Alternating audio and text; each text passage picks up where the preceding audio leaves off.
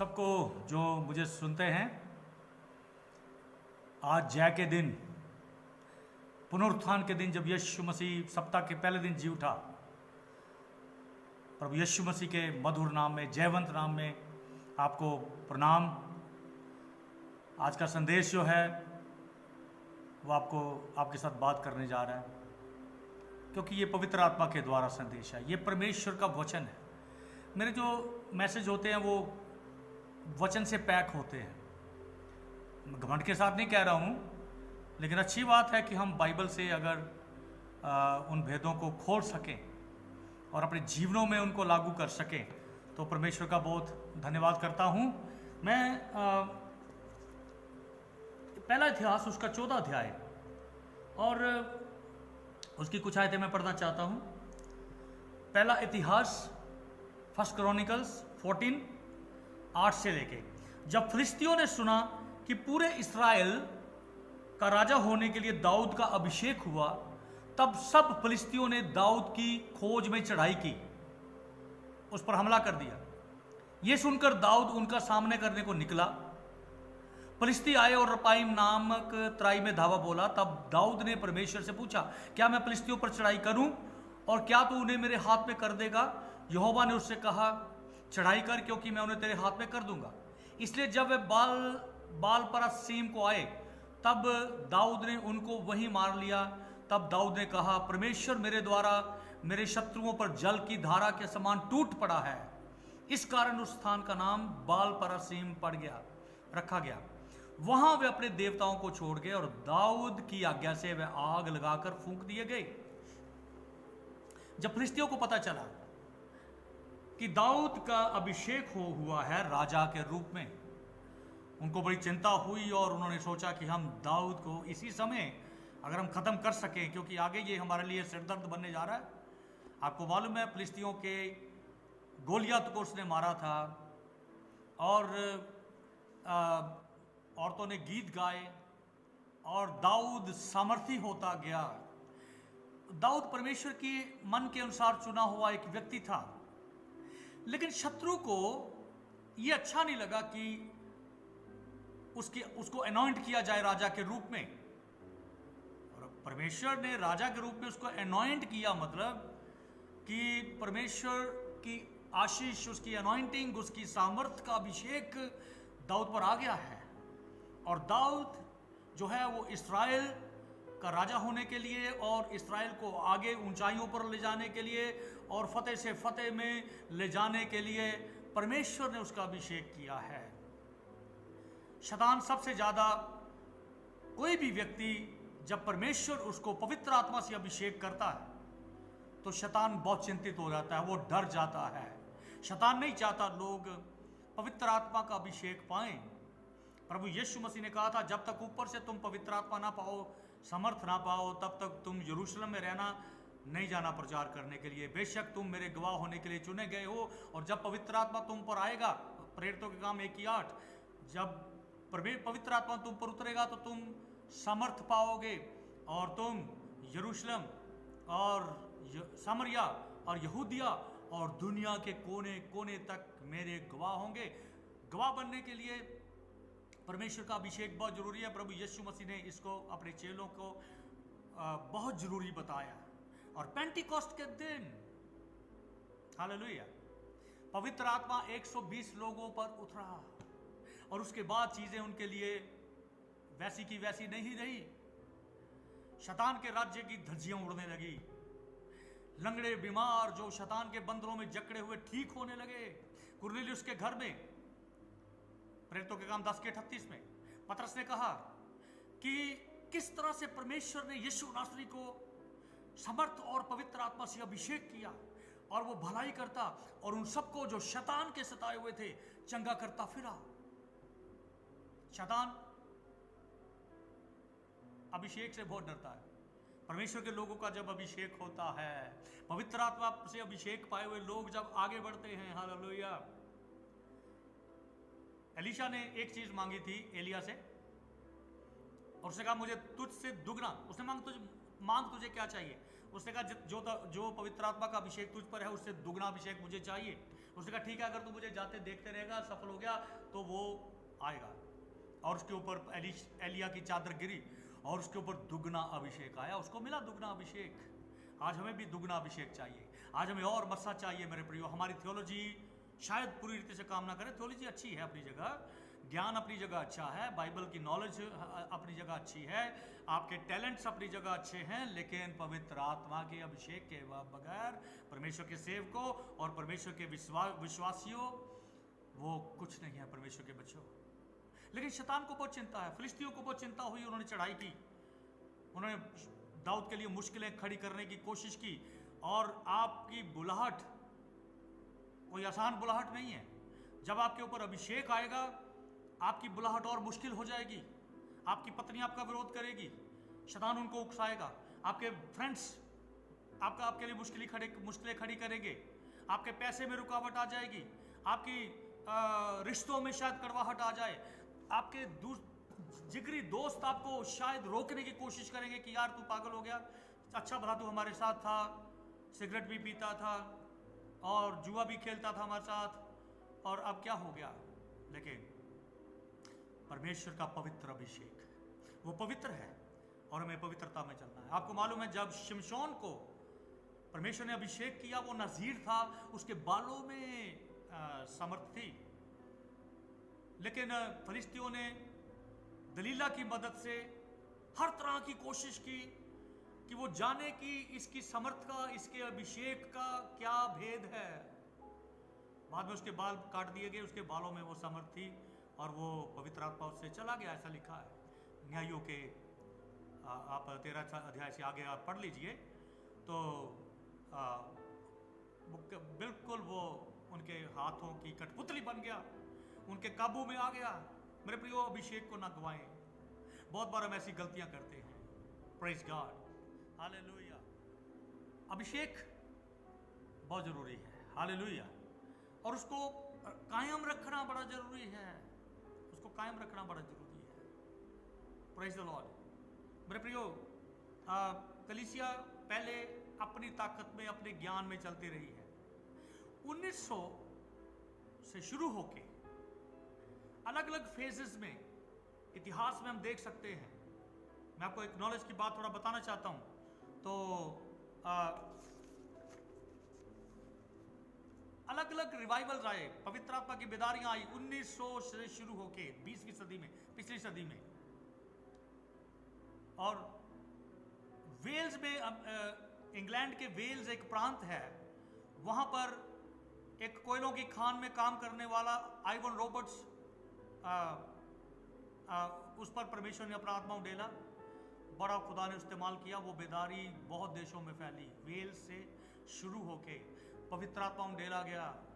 Even India में पंडिता रामाबाई जो महाराष्ट्र से प्रभु में आई, और केदगांव में उनका भी मुक्ति मिशन का एक बहुत बड़ी संस्था है, और उनके लोगों में, उनके औरतों के ऊपर, बहनों के ऊपर ऐसे पवित्र आत्मा उडेला गया। उन्होंने वैसे ही देखा कि उनका बिस्तरे पर जैसे आग लगी है, लेकिन वो बिस्तरा नहीं जल रहा, जैसे मूसा की झाड़ी नहीं जलती थी, और पवित्र आत्मा से भर गए लोग और अन्य अन्य भाषा में बोलने लगे और परमेश्वर के वरदान काम करने लगे। पहले लोग कहते थे कि नहीं नहीं वरदान वगैरह सब चेलों के साथ ही खत्म हो गए, लेकिन 1900 में ये बीच बीच में होता रहा, ऐसा नहीं कि 1900 पहले नहीं था। जब से प्रोटेस्टेंट रिवाइवल शुरू हुआ और कई तरह के रिवाइवल्स इंग्लैंड और फ्रांस और दुनिया के देशों में आए, इवन इंडिया भी उससे छूता नहीं रहा, और कहाँ बेदारी नहीं फैली। 1900 से लेके 1940 तक, 1940 से लेके एक सेकंड फेज 70 तक, 1970 तक जाता। 1970 के बाद पेंटिकॉस्टल्स और कैरिस्मेटिक मूवमेंट चली है, पैरा चर्चेस शुरू हुए हैं। जो मेन लाइन चर्चेस हैं वो कुछ डाउन हुए थे। अभी भी इंग्लैंड में चर्चेस गुरुद्वारों में की शक्ल में बदल गए हैं, और बहुत तरह से चर्चेस खाली पड़े हैं। लेकिन घरों में संगतियां शुरू हुई, हाउस चर्चेस शुरू हुए, पवित्र आत्मा उंडेला गया। मैं डेविड बैरेट एक मिशियोलॉजिस्ट, और उन्होंने रिसर्च की, उन्होंने दुनिया भर की भ्रमण करके उन्होंने आंकड़े इकट्ठे किए। उन्होंने कहा कि इतने लोग गैर जुबानों में बोलते हैं। और पेंटिकॉस्टल चर्च की सच्चाई है मेरे प्रियो कि पेंटिकॉस्टल चर्च जो है वो दुनिया में सबसे तेजी से वृद्धि करने वाला चर्च बन गया। प्रभु का धन्यवाद हो। ये पैरा चर्च गिने जाते हैं, लेकिन पैरा चर्च के बगैर मेन लाइन चर्चेस जो हैं वो कुछ नहीं है। ये समझ लो एक स्कैफोल्ड है पैरा चर्चेस। पैरा चर्चेस के बगैर मेन लाइन चर्चेस कुछ नहीं। उनको कबूल करना चाहिए और उनको खुले दिल से देखना चाहिए। पवित्र आत्मा की नई लहर को हमें रिजेक्ट भी कर देना चाहिए। मार्टिन लूथर के द्वारा क्या हुआ और कैल्विनिस्ट के द्वारा क्या हुआ और मेथोडिस्ट के द्वारा क्या हुआ, जॉन वेस्ली ने इंग्लैंड में क्या किया, साल्वेशन आर्मी विलियम बूथ ने इंग्लैंड से शुरू होके एक बड़ा बेदार चर्च था साल्वेशन आर्मी, और फिर इस तरह की कई रिवाइवल्स आए, बाइबल का तर्जमा हुआ और आज हम 21वीं सदी में हम देख रहे हैं और ये रुकने वाला नहीं है। अगर शैतान काम कर रहा है तो परमेश्वर क्यों नहीं करेगा भाई? लेकिन परमेश्वर, प्राइज गॉड, परमेश्वर कार्य कर रहा है। प्रभु का धन्यवाद। अभिषेक आप पर आ गया तो आपको फतेह पर फतेह मिलेगी। दाऊद को मिली, दाऊद वो सामर्थी होता गया, एस्टैब्लिश होता गया, सामर्थी बनता गया, बार बार लिखा है। शाऊल ने उसके लिए मुश्किलें खड़ी की, शाऊल राजा ने उसको मारने की कोशिश की, लेकिन अब वो समय आ गया जब अंततः दाऊद को परमेश्वर ने अभिषेक किया। Praise the Lord. तो यहां पर लिखा है कि परमेश्वर की मदद से और उस अभिषेक से, परमेश्वर का जो मकसद उसके जीवन में था, दाऊद पीछे नहीं हटा और दाऊद फतेह पर फतेह पाता गया और सामर्थी होता गया और दाऊद ने उन पर फतेह पा ली। परमेश्वर ने उसको बहुत बड़ी फतेह दी। उसने उस जगह का नाम बाल परासीम रखा, जिसका मतलब है कि टूट पड़ना। परमेश्वर मेरे शत्रुओं के ऊपर जल की धारा के नाई टूट पड़ा। परमेश्वर आपके अंदर के अभिषेक को इस्तेमाल करेगा ताकि आपके शत्रु जो हैं वो हार जाएं और वो उनको परमेश्वर नाश करे और आप जो है वो समर्थी बनते जाएं। परमेश्वर की महिमा के लिए मेरे प्रियो, परमेश्वर की महिमा के लिए हम सामर्थी बनते जाएं। हालेलुया। लेकिन शत्रु बड़ा चालाक है। मैं ना शुरू की अभिषेक की बातों में मैं ज़्यादा नहीं गया हूँ। प्रभु का धन्यवाद हो, इतना ग्रहण कर लें। मेरे पास बोलने के लिए बहुत कुछ था, लेकिन मैं वो सब छोड़ रहा हूँ। मैं कुछ आगे की बात के बारे में आ रहा हूँ। मैं आपको ये बताना चाहता हूँ कि शत्रु फिर बड़ा चालाक है। फिलिस्ती जो है वो दाऊद के टाइम से लड़ते आ रहे हैं। आज भी फिलिस्तीन, यासर अराफात उनके बहुत लीडर थे उनके टाइम में, बड़ा ये इसराइल के विरुद्ध, आज भी इसराइल के विरुद्ध फिलिस्तीनी लोग जो हैं आज भी लड़ रहे हैं। ये लड़ाई आज भी लड़ी जा रही है, हजारों साल बाद वही शत्रु। और आज चर्च के खिलाफ भी जो अभिषेक पाया हुआ चर्च है उसको पंगु बनाने के लिए, उसको अपाहिज बनाने के लिए, कहीं ना कहीं उसको नकारा करने के लिए शैतान जो है वो हर चाल खेलता है। और इंडिविजुअली हर विश्वासी के खिलाफ शैतान कुछ ना कुछ, अगर वो उस तरह से नहीं हार सका तो वो कुछ और तरीका ढूंढता है। और यहाँ पर ऐसे लिखा है कि उसके 12वें पद में लिखा, वहां वे अपने देवताओं को छोड़ गए। शत्रु कुछ ना कुछ छोड़ जाता है, शत्रु कुछ ना कुछ छोड़ देना चाहता है ताकि आप किसी ना किसी तरीके से उसके चंगुल में जाने अनजाने फंस जाएं। इधर से आप छूट गए तो छोटी सी कोई बात या छोटी सी कोई बंधन जो है वो रह जाता है। शत्रु भाग गया लेकिन पीछे कुछ छोड़ गया। दाऊद तो बहुत समझदार था, दाऊद ने एक अच्छा स्टेप लिया, मैं उसको बताऊंगा आपको। लेकिन कई विश्वासियों के जीवन में शैतान कुछ ना कुछ ऐसा, वो विश्वास कर लेते हैं, बच जाते हैं, उद्धार पा लेते हैं, वो बड़ी जबरदस्त गवाही देते हैं, वो कहते हैं परमेश्वर ने मेरी जिंदगी में ये काम किया है, मैं परमेश्वर के पीछे चलूंगा, मैं बपतिस्मा लेना चाहता हूँ। बपतिस्मा ले लेते हैं, पवित्र आत्मा भी पा लेते हैं, अभिषेक भी पा लेते हैं। कुछ देर वो थोड़ा 2-4 दिन प्रभु की जय में चलते हैं, लेकिन 5 दिन बाद थोड़ी ना वो जो साइकिल का ना जो टायर होता है, विश्वासी का गिरना ऐसे होता है, कुछ ना कुछ बंधन आने शुरू होते हैं। एक छोटी सी सुई लगती है, एकदम से नहीं पटाखा होता साइकिल के टायर का या कार के टायर का, लेकिन धीरे धीरे धीरे धीरे हवा निकलनी शुरू हो जाती है। धीरे धीरे धीरे धीरे बाद में जाके वो टायर ठुस हो जाता है और हमारे विश्वासी जीवन की रफ्तार रुक जाती है। हम लोग कहीं ना कहीं परेशानी में फंसे देखते हैं अपने आप को और हम कहते क्या हो रहा है, मैंने तो बड़ी अच्छी शुरुआत की थी, ये क्या हो रहा मेरी जिंदगी में। बड़े लोग उधार पाते हैं, कुछ लोग सेवा में जाने का भी वो करते हैं, सेवा में भी निकल जाते हैं, लेकिन फिर भी कुछ आदतें उनकी नहीं छूटती, कुछ बुरी आदतें, चाहे वो सिगरेट पीने की चलो हो, ठीक है, शराब पीने की हो, झूठ बोलने की हो। विश्वासियों में से कई बार ना झूठ बोलने की आदत नहीं जाती, वही उनके लिए बंधन बन जाता है। शैतान किसी ना किसी तरीके से, कोई अपनी पत्नी से झूठ बोले या पत्नी पति से झूठ बोले या अपने पास्टर से झूठ बोले, कुछ ना कुछ कंप्रोमाइज हम करते हैं, कहीं ना कहीं हम कंप्रोमाइज में फंस जाते हैं, दूसरों के दबाव में आकर, अपने घर वालों के दबाव में आकर या अपने दोस्तों के दबाव में आकर, बाहरी दुनिया के दबाव में आकर। आप पैसे के लिए कंप्रोमाइज करें या आप अपने बच्चों के लिए कंप्रोमाइज करें, लेकिन वो बहुत घातक हो जाता है, क्योंकि शैतान कुछ ना कुछ आपके जीवन में ऐसा छोड़ देना चाहता है। मेरे प्रियो, कोई ना कोई कमजोरी हमारी ज़िंदगी में रह जाती है, इन कमजोरियों से बचना है हमें, उनको निकालना है हमें। मैं आपको एक बात बताऊं, बाइबल ये कहती है, परमेश्वर का वचन ये कहता है कि जब हम उधार पाते हैं ना, तो हम स्वर्गीय वस्तुओं की खोज में हमें लग जाना चाहिए उसी समय से। कुलुस्सियों 3 में शुरू में वो कहता है कि पृथ्वी पर के नहीं, स्वर्गीय वस्तुओं की खोज में रहो जहां मसीह विद्यमान है, और उन चीज़ों की खोज करो, ऊपर की चीज़ों पर मन लगाओ। आपको बाइबल पढ़नी है, आपको दुआ करनी है, उसके बगैर आपका आत्मिक जीवन नहीं बढ़ पाएगा। आप आगे आपकी रूहानी जिंदगी में आगे नहीं बढ़ पाएंगे। मेरे प्रियो, आपके पारिवारिक जीवन में, आपके पारिवारिक रिश्तों में आपको बहुत सावधान होना पड़ेगा, बहुत जरूरी है। पति पत्नी के रिश्ते के बारे में बाइबल बहुत बताती है। बच्चों को अपने माँ बाप के प्रति कैसा होना चाहिए, पत्रियां जो हैं वो बताती हैं माँ बाप को अपने बच्चों के प्रति कैसा होना चाहिए। लेकिन कई बार हम लोग करेक्शन को नहीं लेना चाहते।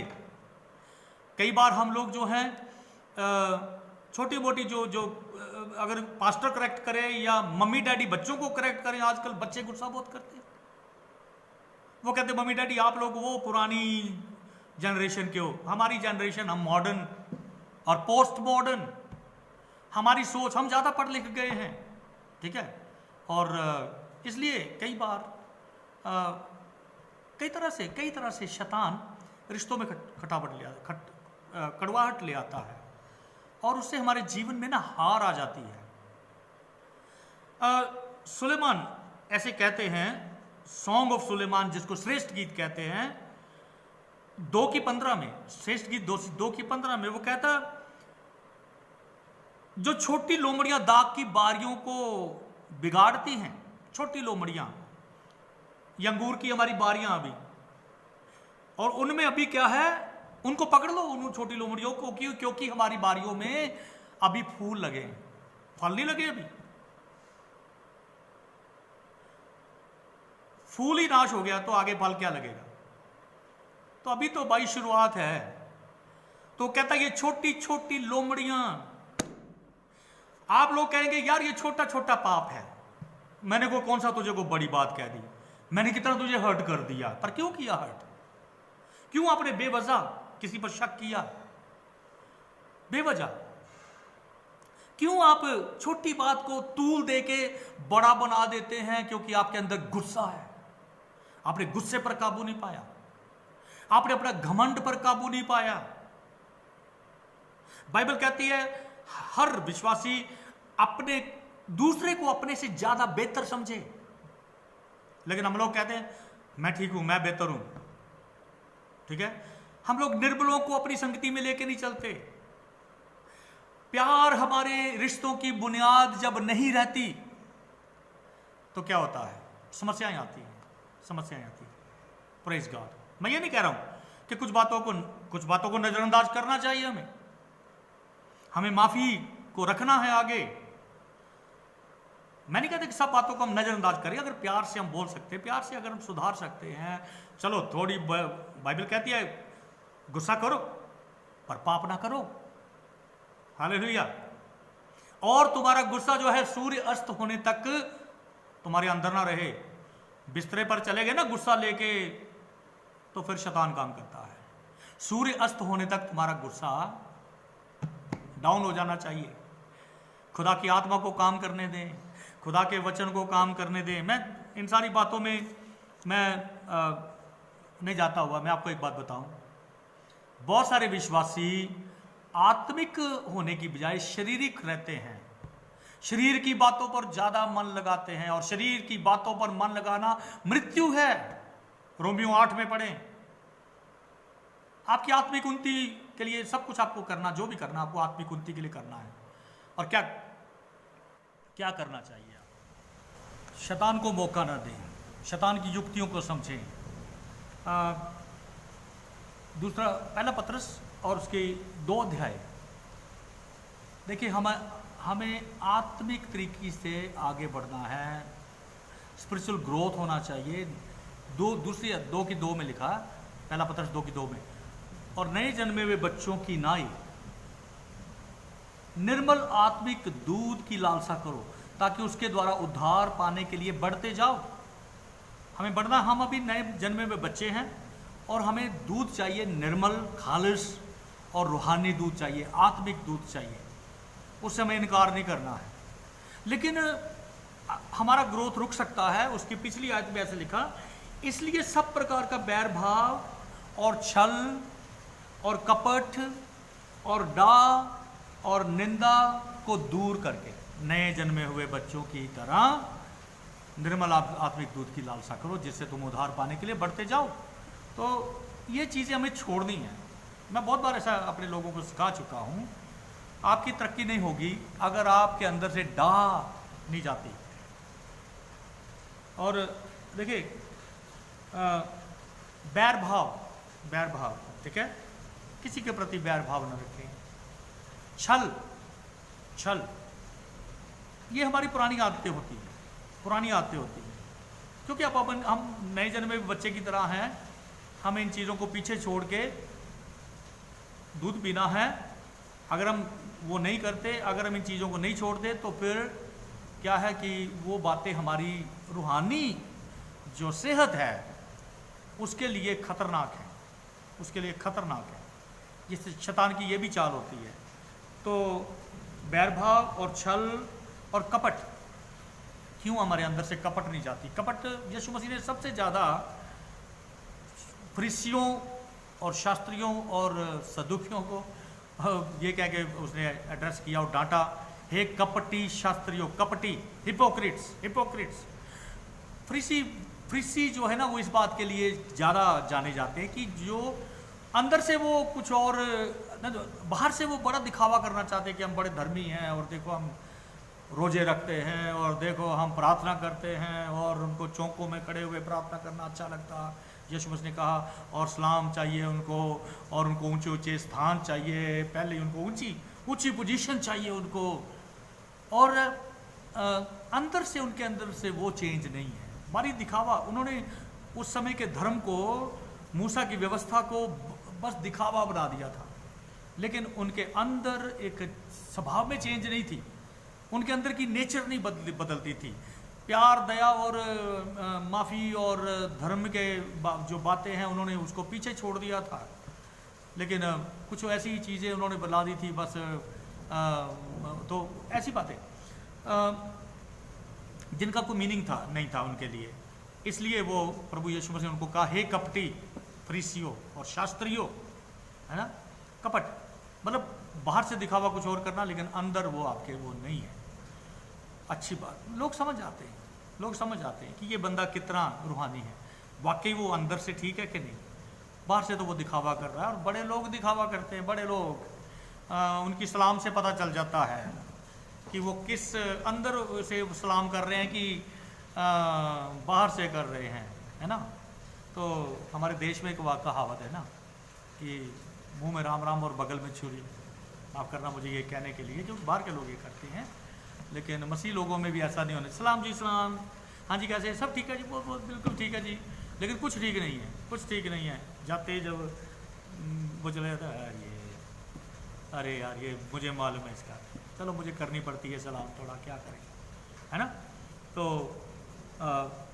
कपट डा डा, दूसरे की तरक्की से हम लोग जलते हैं, डा, और निंदा करते हैं। चलिए मैं एक एक करके मैं इन पापों के को एक्सप्लेन नहीं कर रहा हूँ, लेकिन मैं जो हमने जो पढ़ा यहाँ पर यही है कि शत्रु पीछे कुछ छोड़ जाता है। आप वाकई आप बदल गए, वाकई आपने एक बदलाव पाया है, परमेश्वर की ओर से तो बदलाव हुआ है, पवित्र आत्मा ने तो काम किया है, वचन से आप कायल हो गए हैं और आपने एक नई शुरुआत की, बड़ी ज़बरदस्त शुरुआत की, और आप फतेहमंद हो गए और आपने बड़ी ज़बरदस्त गवाही दी। लेकिन जल्दी शैतान ने कुछ पीछे वो छोड़ गया, शैतान जाते जाते कहता भाई इस पर थोड़ा ध्यान रखना, ठीक है, इतनी जल्दी क्या तरक्की करनी है, तू को एकदम से फरिश्ता थोड़ी बन जाएगा, तू एकदम से कोई बड़ा पवित्र थोड़ी बन जाएगा। अरे दुनिया में रहना है भाई, ठीक है, तेरे बहुत सारे इश्यूज हैं, तेरे पति के साथ है, तेरे बच्चों के साथ है, पड़ोसी के साथ है, और ये पड़ोसी तो अच्छे नहीं है, इनके साथ मैं कैसे वो करूँगा, और ये विश्वासी ना,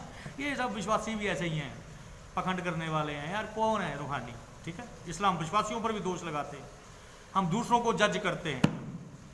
मैं नहीं कहता कि सब विश्वासी बड़े परफेक्ट हो गए हैं, लेकिन क्या आपकी ड्यूटी है उनको जज करना, उन पर दोष लगाना। और वही बात हो गई, हे कपटी, तो अपने भाई के आंख के तिनके को तो देखता है, लेकिन आपके आंख के, अपनी आंख के लट्ठे को नहीं देखता। और यही होता है आमतौर पर, जो लोग निंदा करने वाले, जो लोग डा करने वाले, जो लोग चुगली करने वाले, जो लोग ऊट पटांग बातें करते, इधर की बातें उधर लुतराई करते फिरते, लुतराई नीति वचन में लिखा है, कान भरते दूसरों के जाके, जल्दी किसी की जाके, उनको पचती नहीं उनको बात कुछ, तो ये सारी बातें जो हैं ये पीछे रह जाती हैं। लेकिन अच्छी बात है, इन बातों से हम छुटकारा पाएं, और अच्छी बात है शत्रु की चालों को समझें, क्योंकि ये छोटी छोटी लोमड़ियाँ हैं, और वो कहता है ये छोटी छोटी लोमड़ियों को पकड़ लो, ये बड़ी खतरनाक, अभी तो फूल ही लगे और ये आपकी दाग की बारी को बिगाड़ रही हैं, ना बिगाड़ दें तो उनको बचा लो अपनी बारी को, ताकि फल लगे, ताकि परमेश्वर आपको चुनने का मकसद परमेश्वर का पूरा हो जाए। परमेश्वर चाहता है कि आपके जीवन में फल लगे, प्रेम, आनंद, मेल, कृपा, धीरज, विश्वास, नम्रता, भलाई, संयम, जो कुछ भी मैंने आगे पीछे शायद बोल दिए जल्दी से, लेकिन ये फल लगने चाहिए। Praise the Lord. दाऊद बड़ा समझदार था, उसने कहा लाओ इन देवताओं को, और उसने आज्ञा दी कि इनको आग में इनको फूंक दिया जाए। पवित्र आत्मा की आग आपके ऊपर जब आती है, वो यशाया कहता है काश के तू आकाश को फाड़ कर उतर आए, और जैसे आग पानी को उबालती और झाड़ झंखाड़ को जला देती है, वैसे ही तेरे शत्रुओं पर तेरा प्रताप ऐसा प्रकट हो। यशाया 64 पहली 2। आग जो है वो जला देती है झाड़ झंखाड़ को, आपकी जिंदगी का झाड़ झंखाड़ है ये, इसको जलना चाहिए। अगर इसको नहीं जलाएंगे आप, तो ये आपके लिए वो झाड़ झंखाड़ जलेगा, उगेगा, फल नहीं उगेंगे अच्छे। ये छोटी छोटी लोमड़ियाँ, इनको नष्ट कर दो, इनको पकड़ो, इनको पकड़ो, और इनको वो काम ना करना। छोटी छोटी आप कहेंगे ये छोटी छोटी बातें हैं, कोई बड़ी बातें थोड़ी है, मैंने कौन सा को बड़ा पाप कर दिया। छोटे पाप बड़े पापों से ज़्यादा खतरनाक है मेरे प्रियो। छोटे छोटे पाप विश्वासियों के लिए, छोटी सी निंदा करनी, छोटा सी चुगली करनी, छोटी सी कानाफूसी, छोटी सी ये जो भी कुछ ऐसी बातें, वो ज़्यादा खतरनाक है। अगर आप छोटी छोटी बातों से सावधान नहीं है, वो बातें बड़ी बनती हैं, शैतान उनका फ़ायदा उठाता है, आप आगे नहीं बढ़ पाते हैं, आप सामर्थ्य नहीं बन पाते, आपका वचन कड़वा होता है, सलोना नहीं होता। लिखा कुलुसियों में तुम्हारा वचन सलोना हो, और वो अनुग्रह से परिपूर्ण होना चाहिए। दूसरे को आपके बोलने से आशीष मिलनी चाहिए। हम आशीष देने के लिए बुलाए गए हैं। So my dear brothers and sisters, bless others. आपका बोलना, आपका स्वभाव, आपकी आदतें, आपका बदली हुई जिंदगी दूसरों को बरकत दे। मैं ये नहीं कर रहा, मैं एक परफेक्ट इंसान की तरह नहीं मैं प्रचार कर रहा हूँ, लेकिन हमें आगे बढ़ना है, हमें आगे बढ़ना है। कल की गलतियों को हमें दोहराना नहीं है। Praise the Lord. दाऊद का जला दो इनको। Praise the Lord, hallelujah. इनको इनको जलाना है हमें, हालेलुया, प्रेज द लॉर्ड। तो मैं अगर इनको हम जलाते नहीं हैं तो ये हमारे लिए खतरनाक बन जाती है, ठीक है। सो सावधान हो जाइए और परमेश्वर को आदर दीजिए, प्रेज द लॉर्ड। जो बातें आपकी ज़िंदगी की बेदारी को बुझाती हैं, आपकी आग को बुझाती हैं, आपके अभिषेक के लिए खतरा हैं, उन चीज़ों को त्याग दीजिए। आपके जोश को जो ठंडा करती हैं, लिखा आत्मिक उन्मान से भरे रहो, है ना, आत्मिक जोश से भरे रहो। लेकिन बहुत सारी चीज़ें आपके जोश को ठंडा करना चाहती, बुझाना चाहती, आपके अभिषेक को बुझाना चाहती। अभिषेक आग है, तो उन बातों से सावधान हो जाएं। परमेश्वर आपको आशीष दे, प्रेज द लॉर्ड। बाइबल कहती है कि परमेश्वर के सामर्थी हाथ के नीचे अपने आप को दीन कर दो और वो अपने उचित समय पर आपको बढ़ाएगा। आप अपने आप ऊंचा जाने की कोशिश मत करिए, छोड़ दीजिए, हलीम हो जाइए, परमेश्वर के सामर्थी हाथ के नीचे दीन हो जाइए। परमेश्वर का एक टाइम है, परमेश्वर आपको ऊंचा करेगा मेरे प्रियो, वो आपको महिमा देगा और वो आपको पीछे नहीं छोड़ेगा, वो आपको नीचे नहीं छोड़ेगा। God will exalt you, God will lift you up, hallelujah, और वो आपको आदर देगा, ही विल ऑनर यू। और आप दीनता से आप अपनी आत्मिक उन्नति के लिए उन्नति की चिंता करें और उन बातों से बचें और परमेश्वर आपको ऊंचा उठाएगा, परमेश्वर आपको आगे बढ़ाएगा। परमेश्वर आपको इन वचनों के द्वारा आशीष प्रदान करे। मैंने यही कहा है कि दाऊद का जब अभिषेक हुआ तो शैतान, उनके शत्रु जो थे वो बड़े चौकन्ने हो गए। उन्होंने प्रॉब्लम्स खड़ी करने की कोशिश की, लड़ाई करने की कोशिश की। लड़ाइयाँ आएंगी, जब आपका अभिषेक होगा ज़्यादा लड़ाइयाँ आएंगी, ज़्यादा परेशानियाँ आएंगी, शैतान ज़्यादा परेशानियाँ खड़ी करने की कोशिश करेगा। दाऊद के लिए वो शाऊल था या उसका बेटा उसका बेटा अबशालोम उसका शत्रु बन गया। घर के बैरी होंगे। प्रभु यीशु मसीह ने कहा कि मेरे लोगों के जो विश्वासियों के ना, पवित्र लोगों के बैरी उसके घर के लोग होंगे। शैतान घर के लोगों को भी इस्तेमाल करेगा, बिल्कुल। लेकिन सावधान हो जाए और अपने अभिषेक को कायम रखें और छोटी छोटी लोमड़ियों को पकड़ लें, छोटे छोटे पापों से बचें और परमेश्वर आपको ऊंचा करे। परमेश्वर आपको इन वचनों के द्वारा आशीष प्रदान करे।